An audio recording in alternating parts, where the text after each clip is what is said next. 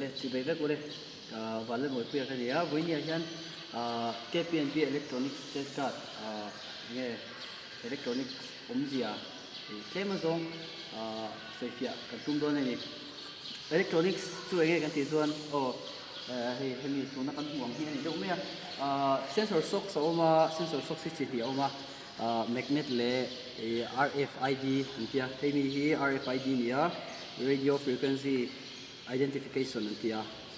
hemi mang hian point score thin ania chumi chips chu chipset chu helai le thai hian oma kan hu them hei hi ke pha chung lam ania hei hi hnuai lam ani ti chuan hemi i tang kan tia protector hemi ai sik chathian point alu chau khin ani ti chuan apia le mo khatianga kha chuan alu theilo ni test ka ti na chuan amar chu headgear ro chuan han sum ka chuan alu tlang pui ni alu theidana kha tuna kente tirang ka tuma tuna hian hei test mo ta kan da tuna hian hei hi blue ha ka ga red test guard an kan do ni ta ni ti chuan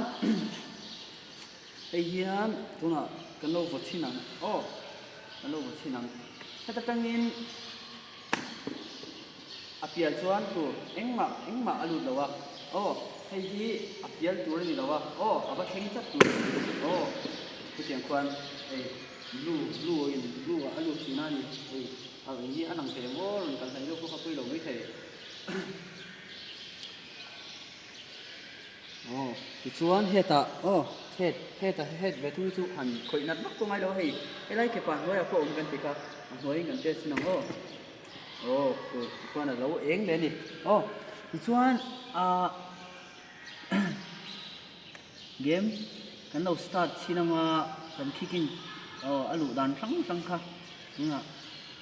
game kan start 10 minute ni in kan tia kan lo pet sinang ku nen kwan in lo en ko panga alang thei khe lo mai the ma chu a theng a tam ti ran tu mang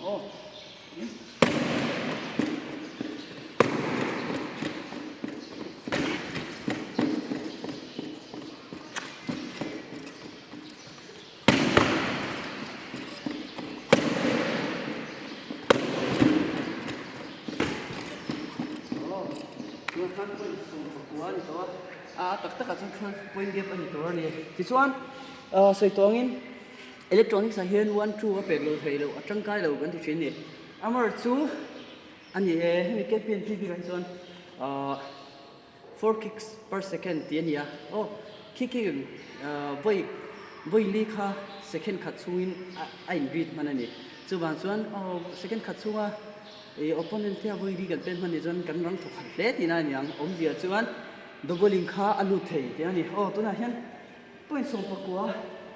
ani tai no chin chianga double kan no pe chinam khumia kon alang thei kher ro mai theya chuwang chuan ka wan chu ka doubling a hian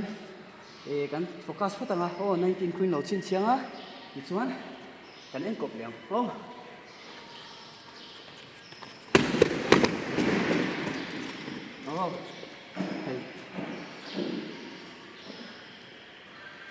alu to ni kha englo KPNP a chuan doubling po ka mi zo tan khan chan so me me ka soi dei lu pakhat chu chuan sang deuh te kan lo tung thina kat ten no khaya hebi a chho zo kan lo do ma hian a chho zo ngan pe thi ni hian